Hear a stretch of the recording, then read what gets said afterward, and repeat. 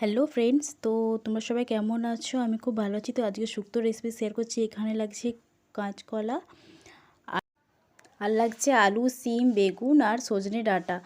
আর মশলাতে লাগছে সর্ষে বাটা, আর এখানে আদা বাটা আর পলতা পাতা বাটা। আর এখানে বড়িগুলোকে লাল লাল করে ভালো করে ভেজে নেব। এখানে সব সবজিগুলো একে একে ভেজে নিচ্ছে মা।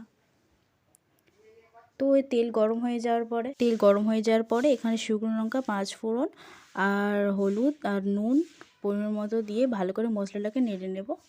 তারপর এখানে মশলা হয়ে যাওয়া কষানোর পরে এখানে সব সবজিগুলো ভালো করে নেড়ে নিচ্ছি। তারপর নামানোর আগে সর্ষে বাটাটা দিয়ে দিতে হবে। তো এখানে তার শুক্তো রেডি।